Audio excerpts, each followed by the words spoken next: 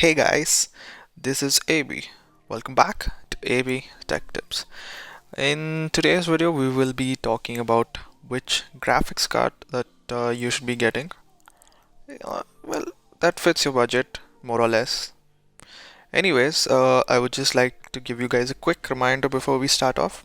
If you are looking to build a PC in the Bangalore region, just get in touch with me. I will build it for you guys for free as long as you source the components, or if you want me to source it, that's fine too. It would really help me out, and I would be able to put in the build guides and also PC builds on the channel, which will truly help me out. The details to contact me will be down in the description below. Anyways, let's get right into it.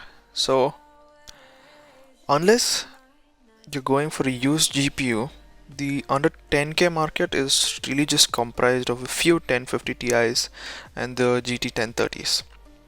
And regardless of what, just don't go for the GT 1030. You would be better off if you go for a 3rd gen Ryzen APU instead. It will give you very similar performance, and the GT 1030 is just a waste of money in my opinion. Well, there is really no doubt about it. Just go for the APU instead of the GT 1030. Other than that, if you really want to get the 1050 Ti under 10K, you will have to wait for a Diwali deal on Amazon or something as such, or look into the used market. It is going to be really hard to find the 570 and such around this price bracket. In the 12.5K budget region, that is, if you're willing to stretch your budget to 12.5K, you could definitely go for the GTX 1660. It is usually priced around the 14 to 15K mark. Contrary to popular belief, it is a decent card. In my honest opinion, it should be priced at 10K, but if you are really pressed, then I would suggest that you go for the 1650, definitely over the 1050 Ti. But try and keep your eyes out for a good deal on an RX 570. I did find a Gigabyte RX 570 on Amazon, which was priced at under 13K, but that deal unfortunately seems to be no longer active. So there is that.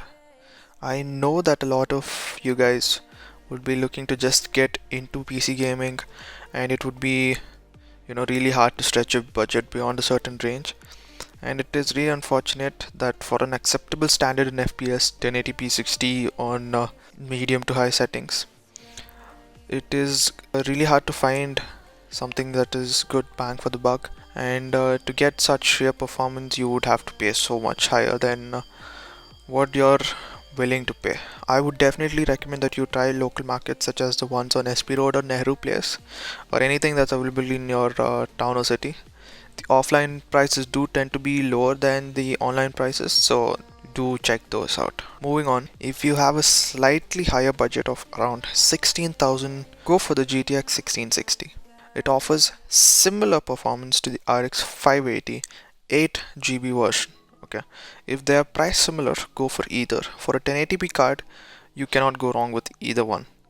They will both offer good, performance at 1080p 60 FPS on medium to high settings. Again, for great deals, do check out offline local vendors. Do be aware though, do not go to shady shops and expect exceptional service, etc. They may have imported the cards, and you will have to really struggle in terms of RMA. And while talking about RMA, do be wary about the MSI cards. If something goes wrong, the customer service in the RMA department currently sucks. Okay. Next, slowly creeping up the ladder and going towards the 20 to 25,000 range, we have the GTX 1660 Ti. Okay. Before I get into this, I would like to mention a small point.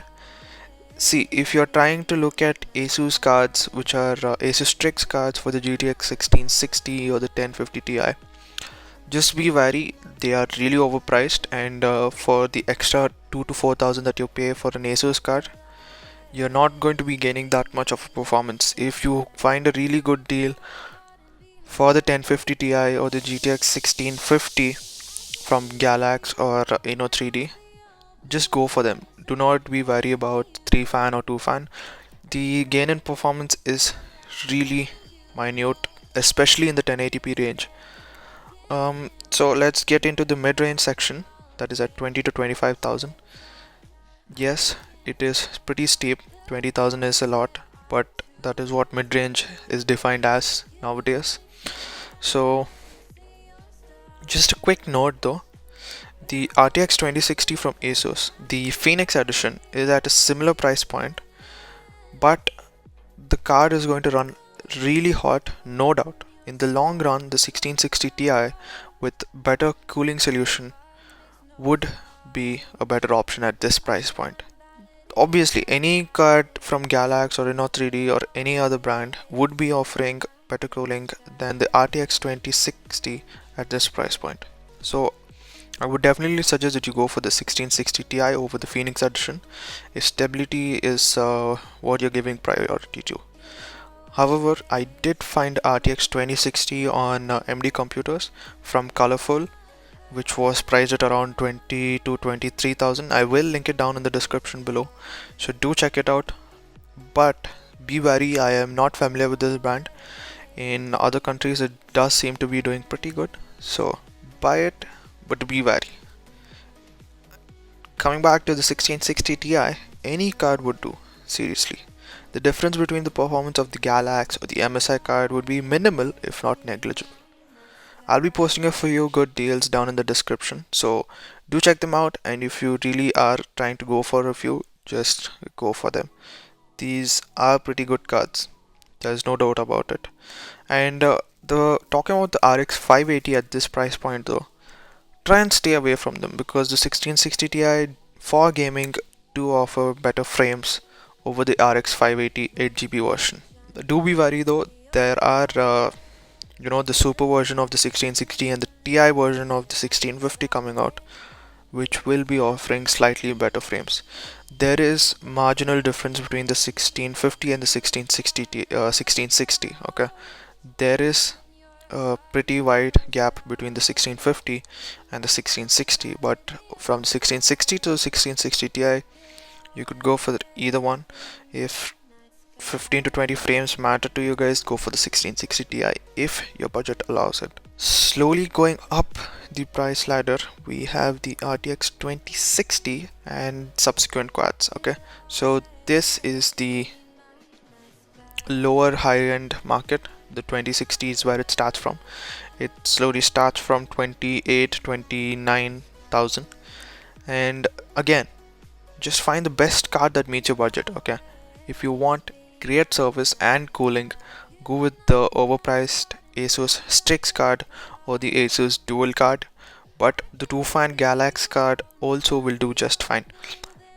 Okay, just a small reminder, the Galax cards also have great RMA in India, so if anything does go wrong, it will be pretty smooth, especially compared to MSI. Beyond this budget, okay, do be mindful of diminishing returns.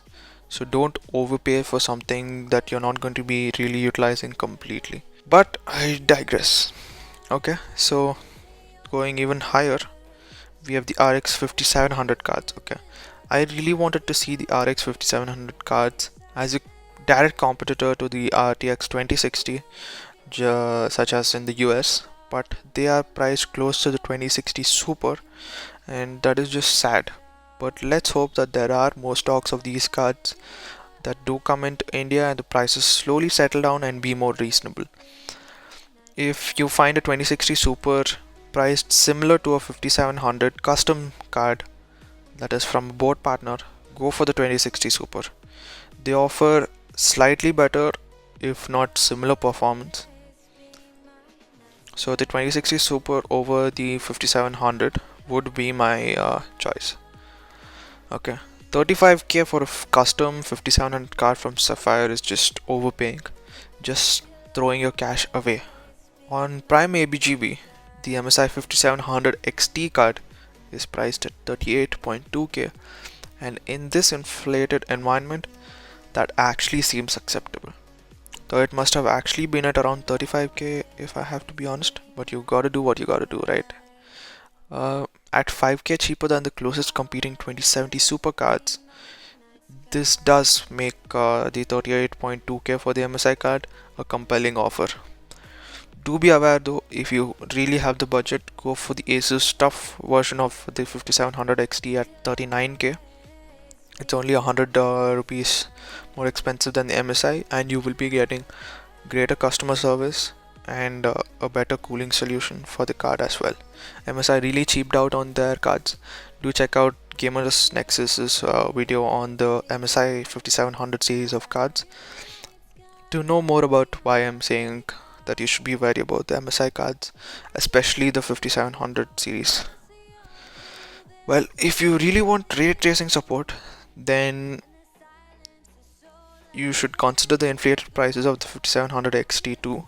You could either pay a bit more and get the Galax 2070 Super, or just wait till the prices of the 5700 cards eventually drop down and go for the 5700 XT card. Other than that, if you're going to be spending any bit more and looking at the ultimate card for your build, then just go for anything that fits your budget or seems more aesthetically pleasing to your eyes. The difference in performance is going to be minute. In fact, they might even be negligible. You could even go for the Founders Edition of the cards of the RTX series and water cool them too. But hey, I don't have any experience with hardline tubing, so if it's soft tubing, definitely do consider those options. It's a lot easier to find the water blocks for those reference cards if you really want to water cool your PC, to be honest. I would like to conclude by saying that the 2080 Super and the subsequent quads, it is a point of diminishing returns. Beyond this, you would be paying a lot more for a not so huge gain in performance. So do be wary of that.